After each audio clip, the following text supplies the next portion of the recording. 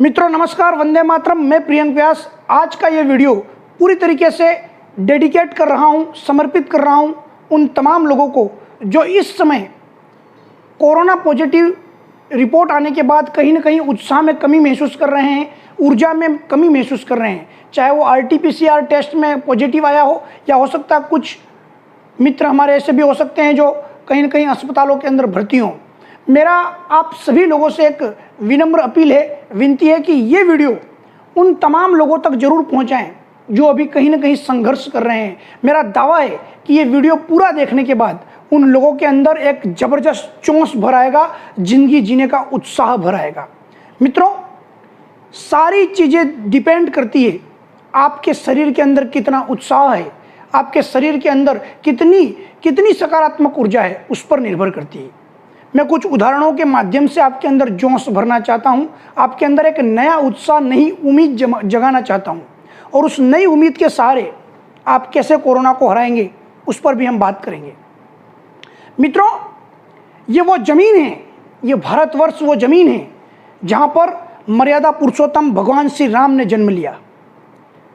वह राम भगवान जो कि 14 वर्ष का जो वनवास भोगने के लिए निकले थे, उससे पहले वो केवल राजकुमार राम कहलाते थे, परंतु जैसे ही 14 वर्ष का वनवास पूर्ण कर लौटे तो वो मर्यादा पुरुषोत्तम महाराज, राजाधिराज भगवान श्री राम कहलाए। मैं आपसे कहना चाहता हूँ, इमेजिन कीजिए कि कल जिसका राज्याभिषेक होना हो वो आज वनवास को ग्रहण कर ले, वो भी 1-2 दिन के नहीं मित्रों, 14 वर्ष का कठोर वनवास ग्रहण करने वाले भगवान श्री राम। विचार कीजिए, आपको तो केवल 14 दिन का आइसोलेशन लेना है। उन्होंने तो जंगलों में डर भटकना था, उन्होंने तो उस कठोर जिंदगी को भोगा, ग्रहण किया और सहर्ष मुस्कुराते हुए ग्रहण किया, सारी कठिन परिस्थितियों को भोगा। आपको तो 14 दिन निकालने हैं, उन्होंने तो 14 साल निकाले, कठिन परिश्रम करके, कठिन संघर्ष करके। आपको मात्र 14 दिन निकालने हैं आइसोलेशन में, वो भी अब तो अपने घर में निकालने हैं मित्रों, उन्होंने तो जंगलों में निकाले। हम उस वीर भूमि से आते हैं जहां पर भगवान श्री कृष्ण ने जन्म लिया, जिनका जन्म किसी और धरती पर हुआ और उन्होंने अपना कार्यकाल या मैं कहूं अपने जीवन काल लोगों की भलाई में अलग अलग जगह पर गुजारा। उन्होंने अपनी जन्मस्थली छोड़कर लोगों के कल्याण के लिए लगातार जीवन पर्यंत संघर्ष किया। कठोर संघर्ष करने के बाद भी एक मीठी सी मुस्कान लिए उम्मीद के सहारे वो जिए। मित्रों, हम उस धरती से भी आते हैं जहां पर महावीर वीर बजरंगबली हनुमान जी ने जन्म लिया, जिनके पास अपार शक्ति होते हुए भी उन्होंने कठोर तपस्या करते हुए भगवान श्री राम के चरणों की भक्ति को स्वीकार किया। जिसके पास शक्ति हो वो भक्ति छोड़ देता है, परंतु उनके पास अपार शक्ति होने के बाद भी कठोर तप तपस्या का रास्ता अपनाकर उन्होंने भक्ति की एक अलख जगाई। मित्रों, अगर वर्तमान में बात करूं तो मैं आपको बताऊं कि हम उस धरती से भी आते हैं जहां पर बप्पा रावल जैसे महान शासकों ने जन्म लिया, जिनके नाम पर पाकिस्तान के अंदर आज भी रावलपिंडी के नाम से एक शहर हुआ करता है। मित्रों, हमने राणा कुंभा की इस जमीन पर जन्म लिया है, जिन्होंने अपने बाजू बल के दम पर, अपनी भुजाओं के बल के दम पर संपूर्ण भारतवर्ष के अंदर भगवा लहराने का काम किया था। हमने उस राणा कुंभा की जमीन पर भी जन्म लिया है, जिसने अपना सारा जीवन लड़ते हुए गुजार दिया, लेकिन कभी हार नहीं मानी। अपना एक पैर गवा दिया, अपना एक हाथ गवा दिया, अपनी एक आंख गवा दी, लेकिन लड़ते रहे, रुके नहीं।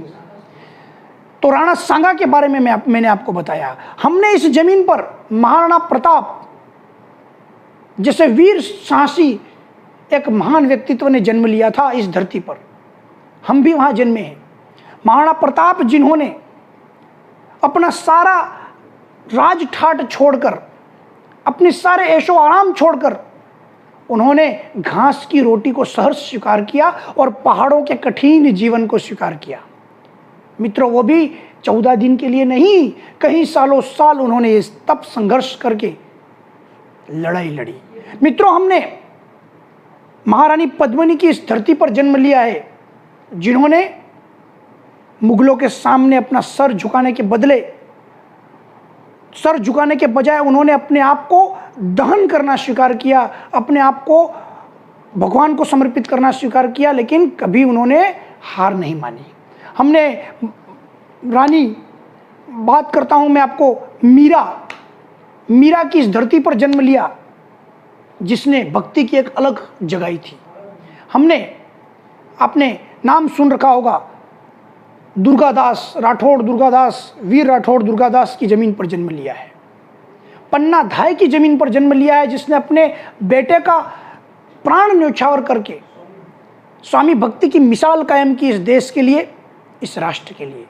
मित्रों, आप सोच रहे होंगे कि मैं कोरोना काल में ये क्या बात कर रहा हूं, तो जरा सोचिए, इस धरती के अंदर इतने महान वीर योद्धाओं ने जन्म लिया हो, उस धरती पर तुम उत्पन्न हुए हो।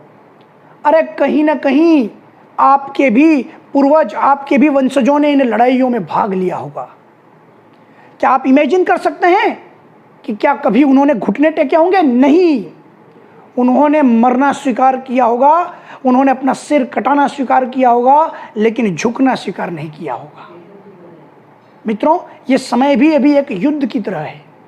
हम कोरोना के साथ अभी युद्ध लड़ रहे हैं, कोविड-19 के साथ एक युद्ध चल रहा है मित्रों, मानव जाति का और वायरस का युद्ध चल रहा है। इस युद्ध में वही बचेगा जो हार नहीं मानेगा मित्रों।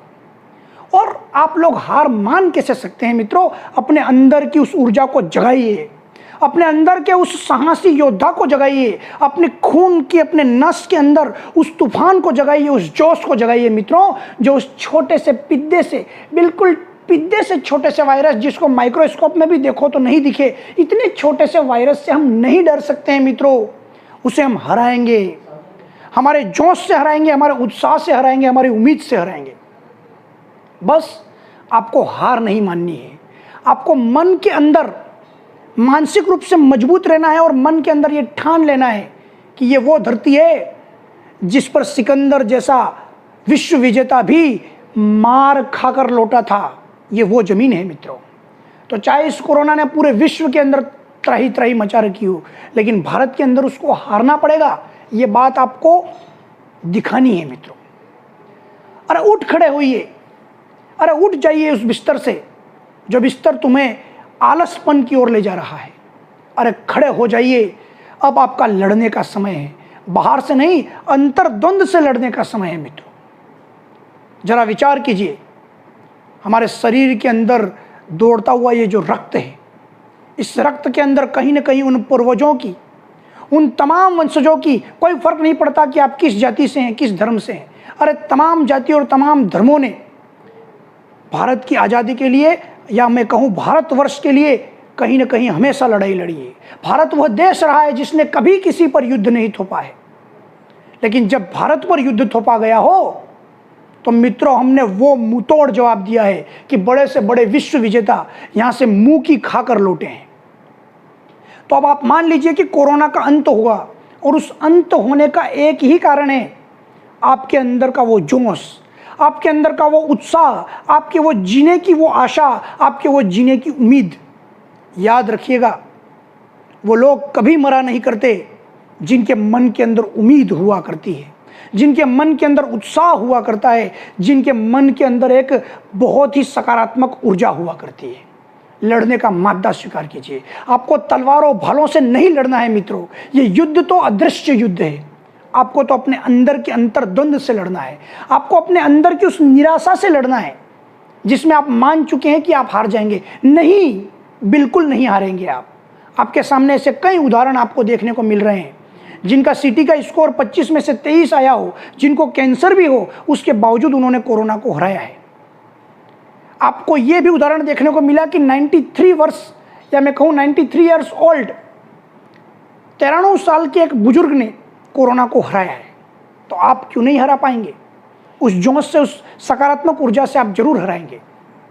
बस आपको करना ये कि आपको 14 दिन का एक वनवास समझ लीजिए। अरे तो उस 14 साल के वनवास के सामने ये 14 दिन का आइसोलेशन की औकात ही क्या है मित्रों? जरा 14 दिन का एक आइसोलेशन कर लीजिए, घर से बाहर मत निकलिए, अपने आप पर कंट्रोल कर लीजिए। महान योद्धाओं की तरह सोचिए। सोचिए कि आप एक युद्ध के मैदान में लड़ रहे हैं और सामने खड़ा ये कोरोना हमारी केवल लापरवाही से बढ़ेगा, लेकिन यदि हमने सोच लिया कि हम नहीं होने देंगे तो फिर ये कोरोना विलुप्त हो जाएगा इस दुनिया से।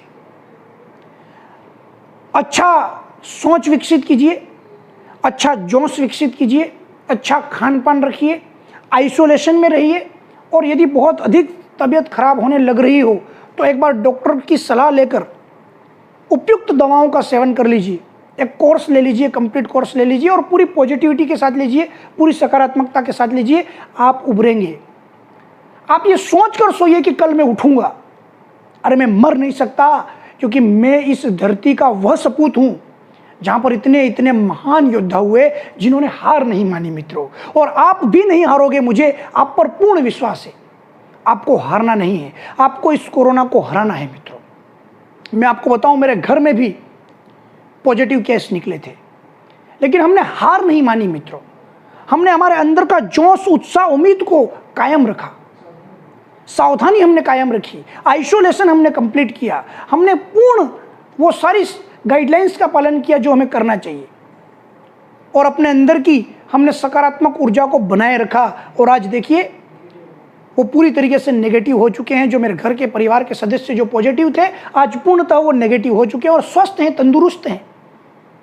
तो मैं आपसे यही कहने के लिए आपके सामने खड़ा हुआ हूं। ध्यान रखिएगा, जब मन से व्यक्ति बहुत मजबूती के साथ खड़ा हो ना, तो दुनिया में कोई वो ताकत ही नहीं है जो किसी उस व्यक्ति को हरा दे।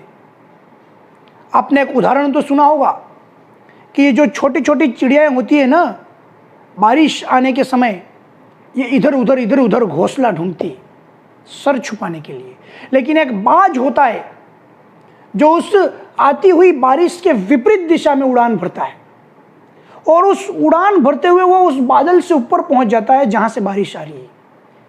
तो जब वो बादल के ऊपर जाकर एक राजा महाराजा की तरह वहां पर बैठ जाता है और कहता है कि अब बारिश तो नीचे रह गई, मैं तो बारिश से ऊपर आ गया। वो एटीट्यूड जगाओ मित्रों, अपने अंदर का वो साहस जगाओ मित्रों। महाराणा प्रताप को याद करो मित्रों, वीर शिवाजी को याद करो मित्रों, तमाम उन लोगों को याद करो जो आपको एक सकारात्मक ऊर्जा दे सके। और मैं आपसे एक कहानी शेयर करना चाहता हूं मित्रों। एक घर था, उस घर के अंदर 5 दिए जल रहे थे।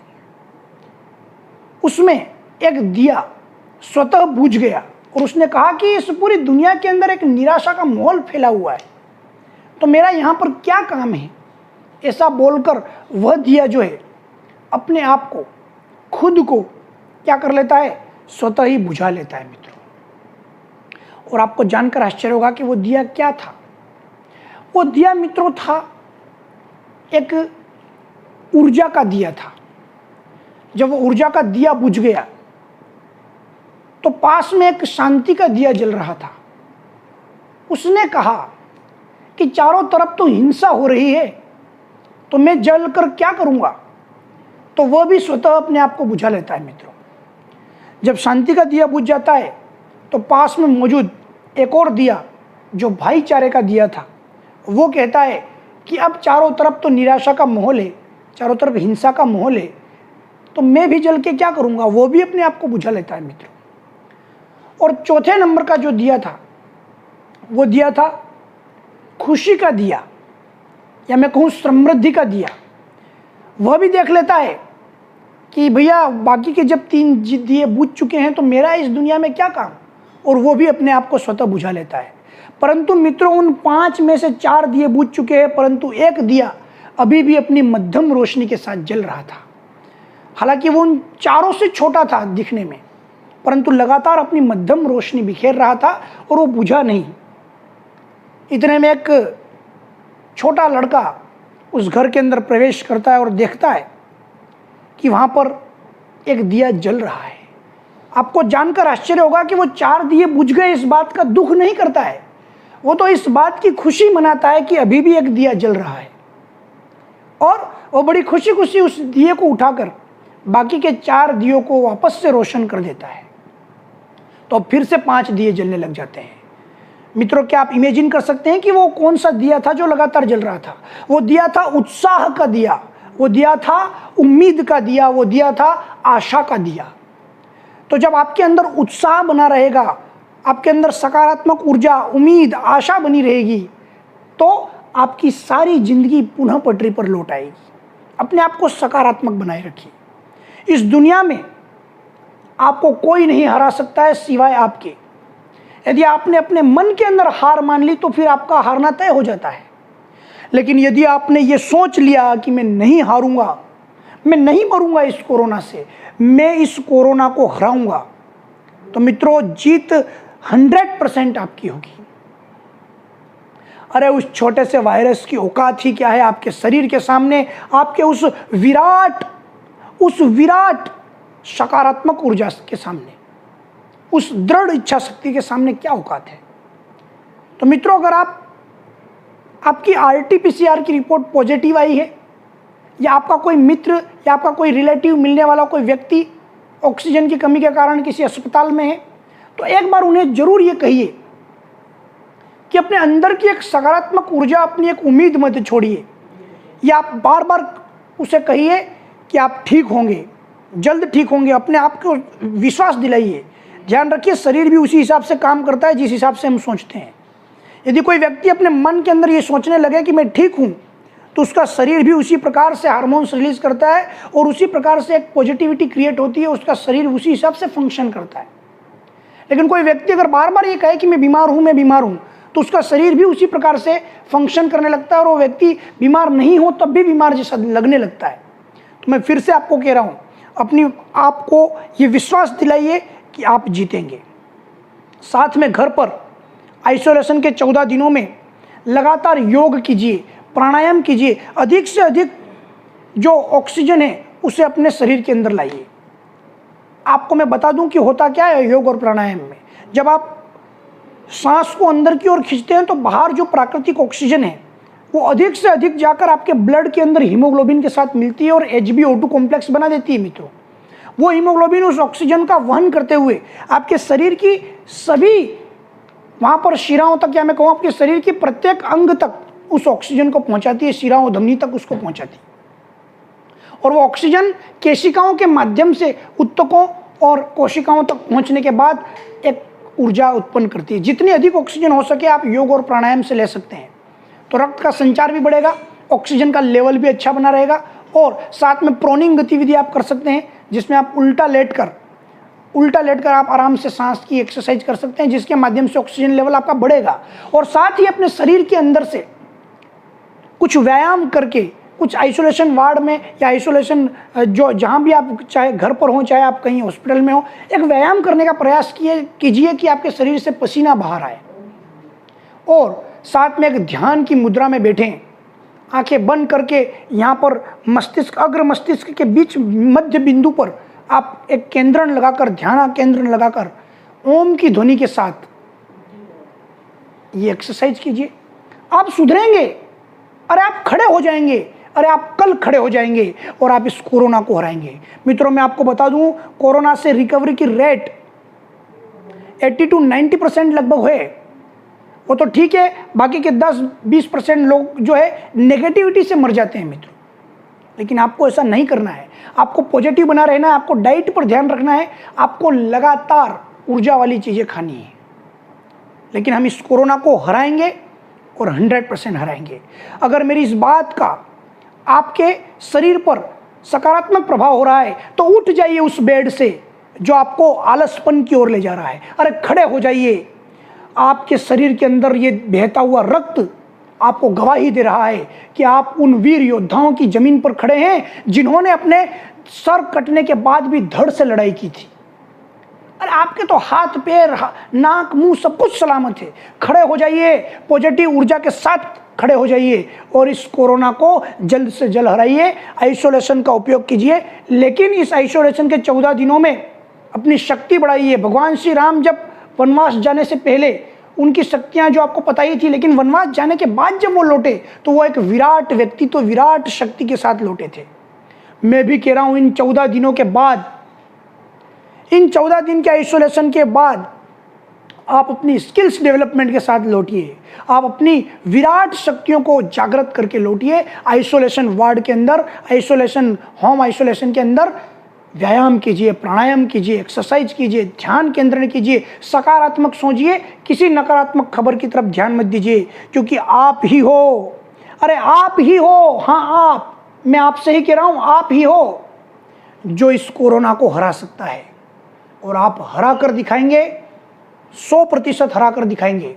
मेरा ये वीडियो यदि आपके अंदर सकारात्मक ऊर्जा भरता है तो इस वीडियो को प्रत्येक उस व्यक्ति तक पहुंचा दो जो इस समय निराशा के वातावरण में है। मित्रों, मैं आपको बता दूं कि जब टनल के अंदर ट्रेन जाती है तो अंधेरे के अंदर खो जाती है, तो यात्री को ऐसा लगने लगता है कि भैया हम तो अब अंधेरे में आ गए हैं, उसको सांस घुटने का अनुभव होने लगता है। तो आप क्या करते हो? टिकटी के सामने फेंक कर ट्रेन से कूद जाते हो क्या? नहीं कूदते हो ना, आप वेट करते हो कि वो टनल खत्म होगा, वो अंधेरा छटेगा और एक रोशनी भरा, फिर से उजाला भरा वातावरण आएगा। और टनल गुजरने के बाद एक रोशनी भरा वातावरण फिर से आता है, आपके साथ उमंग लाता है। अरे तो ये अंधेरा भरा वातावरण इस कोरोना काल में चल रहा है ना, लेकिन हम भी जिंदगी की इस ट्रेन में सफर कर रहे हैं। हम इस जिंदगी की ट्रेन को छोड़कर कूदेंगे नहीं, हम इससे उभरेंगे और एक नई रोशनी, नई इबादत, एक नया अध्याय लेकर लौटेंगे। मित्रों, ये वीडियो उन तमाम लोगों तक पहुंचा दीजिए जो अपने शरीर के अंदर सकारात्मक ऊर्जा का अनुभव करना चाहते हैं। आप उठेंगे, मुझे पूर्ण विश्वास है कि आप योद्धाओं की जमीन से हैं। आपके पूर्वजों ने, चाहे आप किसी भी जाति धर्म से हो, हर जाति धर्म के व्यक्ति ने, के पूर्वजों ने युद्धों के अंदर भाग लिया है। आप लड़ेंगे, आप जीतेंगे। और मैं आपसे दावे के साथ कह रहा हूं कि कोरोना से जब आप उभर के लौटेंगे तो कोरोना योद्धा का आप अनुभव करेंगे। मित्रों, चलिए, तब तक स्वस्थ रहिए, मस्त रहिए और सभी लोगों तक इस सकारात्मक ऊर्जा को फैलाइए। अपने आप को एक योद्धा की भांति ढालिए, अपने आप को एक शेर की तरह ढालिए जो पूरे जंगल पर राज करने के लिए अपना एक एटीट्यूड बनाता है। वो कुछ संघर्षों से गुजरता जरूर है, लेकिन बाद में वो राजा कहलाता है। मित्रों, वो राजा कहलाता है। तो मैं भी आपसे यही कह रहा हूं, अपने आप को प्रेरित कीजिए, अपने आप को सकारात्मक ऊर्जा से भरिए। आप जीतेंगे, आप स्वस्थ होंगे, आप मस्त होंगे, आप कल फिर काम पर लौटेंगे और लोगों के सामने कोरोना योद्धा की तरह प्रकट होंगे। तब तक सभी लोगों तक इस वीडियो को शेयर कीजिए। तब तक आप सभी लोगों को बहुत बहुत धन्यवाद। वंदे मातरम। स्वस्थ रहें, मस्त रहें। नमस्कार। वंदे मातरम। भारत माता की जय। इनकलाब जिंदाबाद। हेलो मेरे प्यारे मित्रों एवं विद्यार्थियों, YouTube पर प्रियंक व्यास राजे के नाम से मेरा चैनल सर्च करें और उस पर क्लिक करते ही आपको नीचे रेड कलर का सब्सक्राइब का बटन दिखेगा, इसे दबा लें। दबाते ही सब्सक्राइब हो जाएगा। पास में जो बेल आइकन दिखाई दे रहा है उसे प्रेस करें। ऊपर ऑल वाला जो है उस ऑप्शन, उसको सेलेक्ट कर लें ताकि हर एक वीडियो आप तक आता रहेगा। और यहाँ पर लाइक वाला बटन दबा दें और पास में मौजूद शेयर बटन से सब जगह पर इसे फैला दें। एक बार ही आप सब्सक्राइब करेंगे, एक व्यक्ति एक बार सब्सक्राइब जरूर